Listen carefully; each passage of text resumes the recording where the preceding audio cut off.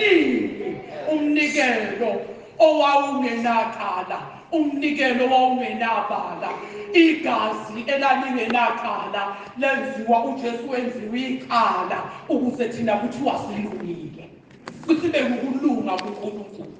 Uma singahlala kulokhu ukuthi awungeke laphela amandla, ukuze uthi Nkosi ngisindisiwe egameni likaJesu Kristu, akudingi uhlaba imbuzi, akudingi uhlaba inkomo, kufuneke uwenze uvume ngomlomo wakho ukuthi uJesu Kristu inkosi, ukholwe ngenhliziyo ukuthi uNkulunkulu wamvusa uJesu Kristu kwabafileyo. Sekuphelile, uyasindiswa, ligcina lithi uyosindiswa. Amen bazalwane. Siyambonga-ke kakhulu uNkulunkulu, simdumisa, simnikeza udumo ekuseni. Siyabonga bazalwane kukho konke. Ngikhulile sengimdala, angikaze ngimbone kaJehova eqhutshizwa futhi uDavide. Amen bazalwane. So sizoyezwini lenkosi, izwi lanamhlanje na bazalwane sizolithola uJeremiah 7. uJeremiah 7 sizothola khona izwi lenkosi. Alisoze laphela amandla,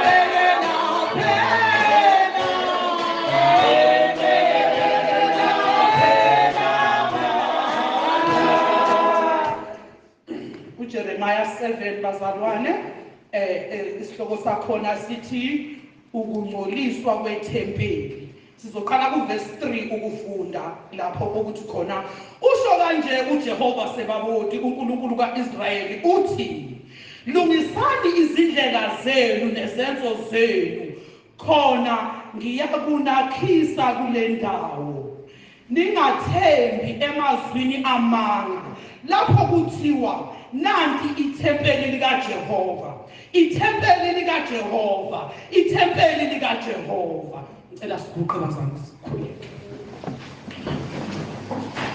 Baba, egameni likaJesu Kristu waseNazaretha, uNkulunkulu wethu ongcwele, wena onamandla phezu kwakho konke, wena ozwi lakhe liyiqiniso, wena uNkulunkulu wethu ongcwele ongumlomo ongathethi imanga, wena uNkulunkulu wethu ongcwele izwi lakhe linamandla, izwi lakhe lidabula amanzi, izwi lakhe lidabula umlilo, izwi lakho uNkulunkulu wethu ongcwele lingubuqobo. Nanti Nkosi izwi lakho selifikile, siyacela uNkulunkulu wethu ongcwele ukulungisiswa ngalo. Sithi Nkosi mase silizwile sibuzane njengalokhu kwenzeka Nkosi emveni kokushumayela kukaPawuli, bebuza bathi bebuzana bethi madoda bazalwane sizokwenze njani na? Wabaphendula wathi phendukani nibhabhadiswe egameni likaJesu, wathi izethembiso zingezenu kanye nabantwana benu, Nkosi uNkulunkulu wethu ayobabiza. Siyakhuleka baba egameni lakho Jesu Kristu ukuba izwi lakho Nkosi lingabuyele emuva lilambatha njengoba nemvula Nkosi uma isiyehlile emhlabathini, umhlabathi uyabonakala, sithole namanzi Nkosi okwenza konke. Baba siyabonga, thatha udumo egameni lomfelo wethu uJesu Kristu. uJesu Kristu inkosi. So bazalwane, nanti-ke izwi lethu lanamhlanje elithi kusho kanje uJehova uNkulunkulu kaIsrayeli uthi, lungisani indlela zenu nezenzo zenu, khona ngiyakunakhisa kule ndawo. Sifikile bazalwane endaweni, uyafika uma uzokwakha wenza zonke izinto zakhona, uhambe uye enduneni uyocela angazi kuthiwa uyokhonza, ubese uyakhiswa kuleyo ndawo. Thina kwethu ukuthi uNkulunkulu asilungisele izindlela nezenzo zethu ukuze asakhila sakule ndawo sibe ngabahlala kule ndawo.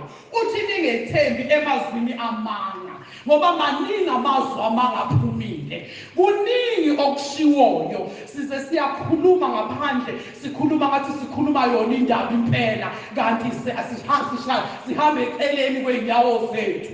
So bazalwane, sifanelwe ukuthi umuntu nomuntu asondele kuNkulunkulu, ubuze ukuthi Nkosi, lokho engikwenzayo kuyikho yini? Lokho nendlela engihamba ngayo iyiyo yini? Nenza khona yini? Nifanelwe yini ukuthi uNkulunkulu angakhise endaweni yakhe? Bese lithi ningathembi emazwini angamanga lapho kuthiwa nanti ithempeli likaJehova, nanti ithempeli likaJehova, ithempeli likaJehova. Kukaningi amathempeli ayakhonzwa, kunezinto eziningi phakathi.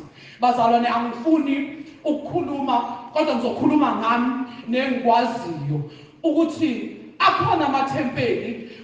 Kuyisifiso nesicelo ukuthi ukube siyenza, sicele singene kujuleni kuNkulunkulu, ucele kuNkulunkulu ukuthi ngisho noma ngabe ufisile wafisa ukuvakasha, mhlawumbe ufisa ukuhamba ungena uyishutheka, kube ukuthi uqinisiwe unomoya kaNkulunkulu, ngoba uma wahamba kwathiwa nanti ithempeli uyogcina ungasakwazi okuyikho, usuwenza okwalapho kufike khona. Usuqala ukuthi ngangena entabeni, nabo abazalwane bayakhuleka kwenzeke konke, basho lokho baze bakhulume ngezilimi, sithweswa amaduku. Buka nje abazalwane abathwesa amaduku, ngoba wena kuthiwe nanti ithempeli wenze njani? Wagijima wayongena khona. Kwathiwa nanti ithempeli wagijima. Lokhu owawufundisiwe sekuze akuseyikho, ngoba awuzazi indaba zakho. Engathi bungathi mawuyilo mzalwane othanda ukuhamba evakasha engena noma ikuphi, kodwa kube ukuthi indaba zakho uyazazi. Uma uqala ungena uhlala phansi uthi Nkosi, kukuphi la engikhona? uNkulunkulu akhulume nawe, akubonise. Ngoba uma ungakabi nawo lowo moya, usakudinga ukungena kuNkulunkulu ujule, ngoba uzohamba uyishutheka ungene ey'ndaweni eyi-wrong, uzulimaze lokhu uNkulunkulu abekubeke kuwe.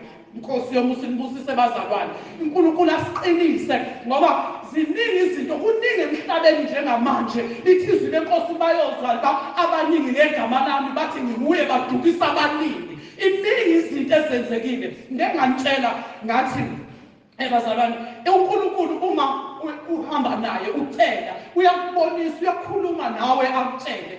Kuningi maningi ama-examples ngiwenza nakwenye inkonzo nje. Ngake ngangena, ngathi uma ngingena nami ngisathanda ukuhambe ngivakasha, ngahlala kanje, ngahlala lapho, uthe mangihlezi ngathi ngiyacimeza Nkosi, kukuphi la engikhona? Kwavela amaningi amakhulu ebekuyinqwaba, amhlophe odwa, ulayini amakhulu, iy'nqwaba ey'nkulu zithe zisuka kwawelilodwa, awa onke afahlaka onke same time. That is kwakunje njengamanje sekunje. So lento yokuthi kuthiwe nanti ithempeli ugijime uye khona, nanti ithempeli ugijime uye khona, engathi ubungagijima uhamba uyishutheka, usuwazi ukuthi ngizothi mangithi Nkosi ngiyaphi, kukuphi la? Bese uNkulunkulu akhulu. Uma ungakakwazi ukuzwa kahle, ungakabi nayo le ndlebe yokuzwa yokubona, ungahambi, ngoba uzothi uyahamba udibane ney'ndula yithutha, bese uyawa, bese kuyaphela obusunakho lokho kwakufakwe kuwe, kungabe kusabayikho. Usuyakhala uthi na ayikho nje yonke lento, ayisathi siyephi manje? Wena uhambe uhogela yonke imimoya, ngoba miningi imimoya ngaphandle, ziningi. Okunye bazalwane nabo bayakhonza, kodwa basekho aware ukuthi sekonakele. Kwakade ku-right, kodwa ngokuhamba kwendlela izinto zonakala. Engathi besingaba nomoya kaNkulunkulu. Ngibuka leli zwi elithi ningethembi amazwi amanga, lapho kuthiwa nanti ithempeli likaJehova. Uzophinde kuthiwa ithempeli likaJehova, ithempeli likaJehova, kuze kwaphindwa lokhu kuthiwa ithempeli likabani? LikaJehova. Bese kuthiwa ngokuba uma nizilungisa nokuzilungisa izindlela zenu nezenzo zenu, uma nenza ukwahlulela impela phakathi komuntu nomakhelwane wakho, uma ningacindezeli umfokazi nentandane nomfelokazi, ningachithi igazi elingenacala kule ndawo, futhi ningalandeli abanye onkulunkulu ukuba nilimale. ukuba nilimale. Ukulandela abantu uNkulunkulu kanti bazalwane kwenze njani? Kuyalimaza. Uyalimala uma ulandela abanye uNkulunkulu. uNkulunkulu akayifuni-ke zonke lezi zinto phakathi kwethu thina bazalwane.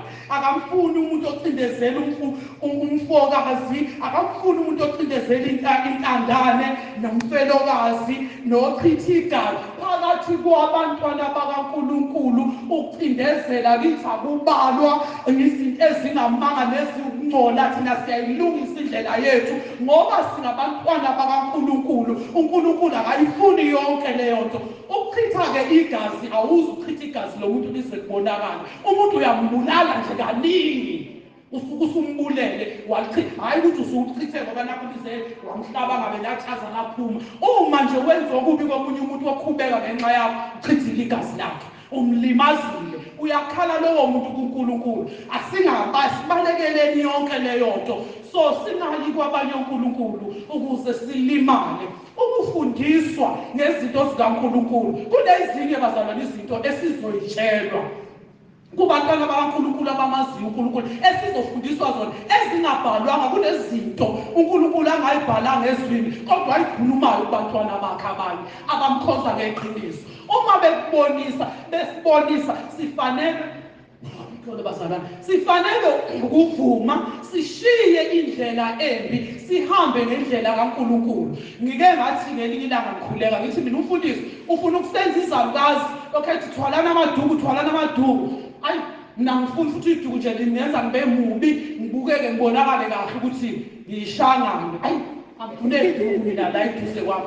Cha, ngithema ngithi ngiyalala ngelinye ilanga ngiqhubeka nje phela ukuthi uma kuzoba isandle ngiqhutshwa ukuthi ngizothwala iduku. Ngithe ngingakalabi nje qeda ukukhuleka kwavela amakhosikazi amaningi eguqe phansi ayathandaza, athwele amaduku onke kubuzele. Lavele lathi izwi lasho kakhulu lathi ngenxa yophawu lwezingelosi owesifazane uma ekhuleka ufanele agubuzele. Kwathi ngathi ngithi ngiyethuka bonke bakhuleka baguqile ngamadolo, bonke ambosi bathwele emakha, bonke akekho owayengathwele. Lavele lasho kakhulu izwi kwangathi litshela wonke umhlaba ukuthi owesifazane uma ngenxa yophawu lwezingelosi owesifazane uma ekhuleka kufanele agubuzele kanje.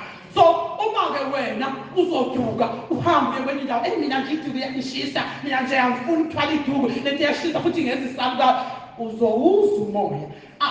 So nje uNkulunkulu uyezinye izinto uyazenzela yena, uyayishonolo yena. So ngagcina lapho ngalithwala iduku ngentokozo nangenjabulo ngoba ngase ngizwe kahle ngezwa futhi uNkulunkulu bekhuluma nawe kuba ngathi ukhuluma nomhlaba wonke, kanti ufuna ukuthi ungezwa, ungabi bikho ngishelodwa izwi othi awuzwanga kuba alisho kakhulu. So-ke ngizothi bazalwane, uNkulunkulu kufanele simlalele, sifanelwe ukwenza imiyalo yakhe. Uthi ngiyakunakhisa kule ndawo ezweni engalinika oyihlo kusukela endulo kuze kube phakade. Uthi bhekani, niyethemba emazwini amanga angenakunisiza. Niyakweba yini, nibulale, niphile, nifunge amanga, nimshisele uBhali impepho, nilandele abanye onkulunkulu eningabazanga. So iyo yonke lento engafuneki phambi kwabantwana bakaNkulunkulu. uNkulunkulu akayifuni yonke lento yokuthi niyakweba, akafuni umzalwane owebayo. Bantwana abancane asebi, bantwana abadala emsebenzini asebi.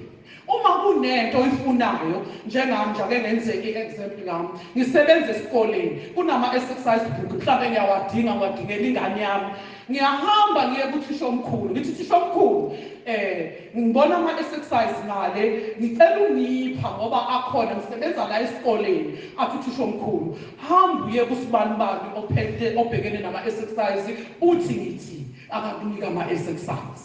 Ngiyenze njalo nje bazalwane, ngicela amapeni mhlawumbe anginayo, ngicela amapeni, ngicela thisha omkhulu amapeni. Asebi, ayikho into ozoyithatha kancane ukuyitshontsha ukuthi lento iningi, lento le iningi. Asebi, sidweba nje asebi asikwenzi nje lokho izinto nje enjengalezi asiyahlukana nazo asibulali asiphingi uhambe kuthi kube yiSunday usuyazi ukuthi umntwana kaNkulunkulu akangene endabeni zeinkonzo zokuthi abe involved ekulaleni enze zonke izinto engashadile uyabaleka phakathi neinsuku uyahamba uye emasokeni namasoka nikwenza konke asikwenzi lithi izwi lenkosi imizimba yethu iyithempeli likaNkulunkulu with the exception yabantu abadala ngoba bona inkonzo yobukhosi vele isingeyasa bayinikeziwe uNkulunkulu uma uyingane awukwenzi asingeni nje lapho bese niyabuya nizongcolisa indawo kaNkulunkulu sizokwenza ithempeli likaNkulunkulu labaphambi kufanele sonke sithi masenze sazi ukuthi senzele umusa sigeziwe ngegazi likaJesu lithi izwi likaNkulunkulu lowo owona esazi uzibethelela indodana kaNkulunkulu akunakwenzeka ukube abuye athethelele ngoba uyibethelela indodana kaNkulunkulu obala usuyazi kodwa uyaphindela okwakho mawehluleka ukuthi uguqe kuNkulunkulu uthi Nkosi lesi sisono esiphandela kangaka siyangehlula ngicela ungisize kuso ubike ukhulekiswe usizakale esonweni esiphandela kangaka ngoba kumele sihlale esonweni kuze kuvame umusa inkosi ibe nani bazalwane siqhubeke lithi izwi lenkosi nilandele abanye oNkulunkulu eningabazanga bese nifika nime phambi kwami kule ndawo ebizwa ngegama lami nithi sophuliwe angithi sisho njalo sophuliwe sizoqamba amanga alihlaza uzenza zonke izinto ezikungcola zasemhlabeni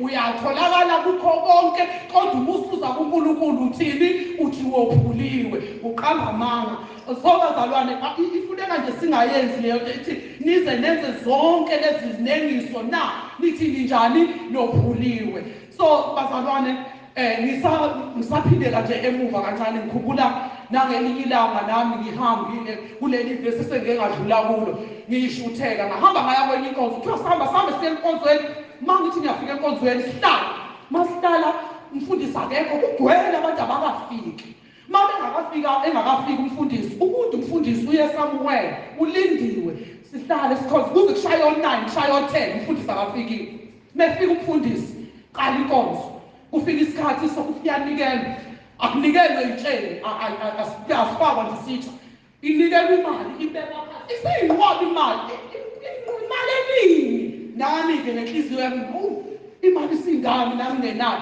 ngiyihambele imali igcwele phansi misigcwele phansi imali inqwaba yemali ongayazi so abayifaki inhlobo esitsheni sisanda kufika kuthiwa lethani iy'namba shona ukuthi imalini ozonikela ngayo usungene lapha ngawo inamba ngibhalisa inamba khuluqile ibhala inamba erong shiye kanjalo ngibhala igama elirong shiye kanjalo kunikela maqeda ukunikela bese yeza umfundisi-ke bese kuthiwa abafuna kufika isikhathi sokuthi abafuna ukuthakhulekela ngize siye nami angisazi ukuthi wathini nami ngize ngisukume nami ngayithola sengisukumile akhuleka umfundisi abathinte bawo ngithi hey ngizoke ngizwe makufika kimi afika umfundisi angithinte la esimolo akhuleka angiphushe ngingawe angihlabe ngenjani impama athi uphethwa amadimoni enjani impama ngefu impama ebuhlungu eyasala la impama ebuhlungu ngathi wenzani umfundisi wangiphinda futhi so ngile ndawo yokuthi singahambe angiphindanga futhi nalona kwakungathi ukuthi ngiyakhombisa-ke namhlanje wahlala ugesi kwempama wathi nginamadimoni bonke abanye sebelele phansi ngishilo nje ngiyakhuleka ngithi Nkosi ngifuna ukuzwa ngifuna ukubona sengiyathandaza manje sengiyesaba ngiyathandaza ukuthi ngisoke ngifuna ukubona ngivele ngingawi ngikhuleke angifushe akhuleke ngingawi uthembe eqeda lapho ngavele ngasuka la ngahamba ngayohlala phansi ngabe ngisahlala phansi ngadikila ngahamba ugibele etekisini ngahlala etekisini ngacela udriver engivulele etekisini baqasha itekisi isuka khona la sigibele itekisi khona la siqadabukela ukuyoshaba ngey'phanga so nje bazalwane kwangishaya ngempama kuthe bese ngahlala etekisini ngaze ngalala etekisini yaphela inkonzo ngabo-4 yasagibela safika lapho isihlathi zami zaba buhlungu the whole week so bazalwane asimkhonzeni uNkulunkulu, siyeke ukwenza izinto ezingekho, siyeke ukuhambe siyishutheka, senze intando kaNkulunkulu. Ngoba uma ufuna ukuhamba wenza yonke into, uhamba uyishutheka kwenza yonke into, uyoze ufike lapho bazokuhlaba khona ngempama, njengoba ngagcina mina ngiyitholile impama. So bazalwane, bengiselapha-ke ekutheni kule ndawo yokuthi mese sithi sophuliwe nize nenze zonke lezi iy'nengiso. Nasewenze zonke iy'nengiso kodwa usakwazi ukuthi ume ukambamanga uthi wophuliwe. Mase wophuliwe usuke wophuliwe ngempela, usuke engasekho ukuthi uzobuye utholakale kuzo zonke lezi zinto. Uma futhi ubona ukuthi awazi kahle, cela kuNkulunkulu ukuthi Nkosi, ngiyacela ukwazi ukuthi yikuphi engingakakwenzi kahle ukuze ngibe ofanele wena impela. uNkulunkulu ngeke aze akuyeke, uNkulunkulu uzokubonisa akutshela ukuthi yikho noma akuseyilokhu ongakakwenzi kahle. Bese lithi-ke lendlu ebizwa ngegama lami isiphenduke umume wabaphangi emehlweni enu na. Besithi-ke bhekani nani ngiyakubona, usho uJehova. Uyakubona uthi uyakubona uma senza zonke lezi zinto, konke lokhu kungcono esikwenzayo, bese siyaphinde siyajika sizongena lapha siyantshontsha, senza zonke izinto ey'ngasile, bese siyabuya size kuNkulunkulu sizenze ngazathi singcwele, siphendule indlu kaNkulunkulu indlu yabaphangi. So asimkhonzeni uNkulunkulu ngeqiniso, sibe sazi ukuthi sinikeziwe leli thuba ukuthi impilo yekholwa ize iphelele. Uma usuphumile kulowo mzimba sekukuhlenga kwemphefumulo, usuyangasho ukuthi eyi ngiyabonga Nkosi, ngoba akubalulekile ukuthi uqale kanjani, kodwa kubalulekile ukuthi ugcine kanjani. Asilwele ukuthi kuze kufike ukuphuma komphefumulo, kube ukuhlenga komphefumulo wakho, ukwazi ukubonana noNkulunkulu, ngoba sisukile kuzo zonke izinto ezisinengiso phambi kaNkulunkulu. Yeke uhambe uyishuthele, uyawazi wena lokukholwa kwakho noNkulunkulu, uyazi ukuthi uhamba ufikele, uyazazi ukuthi usewiki kangakanani. So uzoyithola usuhogele yonke imimoya, ushintshe intando kaNkulunkulu uthi akuyona, ngoba usubona lezi zinto okungesona. Siye futhi bazalwane ku-Isaya 1:15. U-Isaya 1:15 ufundeka kanje, uthi lapho ukuthi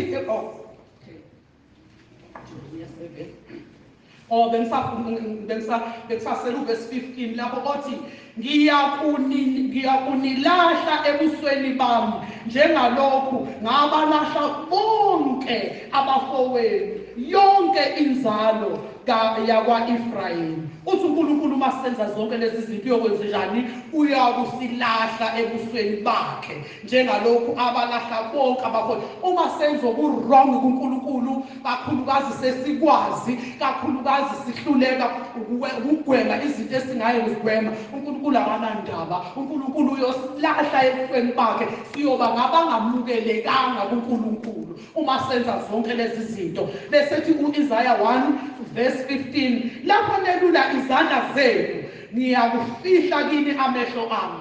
Ngisho usungenza okungakanani phambi kaNkulunkulu, usuwonile, usulokhu uzama ukubuya ngenkani, uthi lapho nelula izandla zenu ngiyakufihla kini amehlo ami. Yebo, lapho nenza imikhuleko eminingi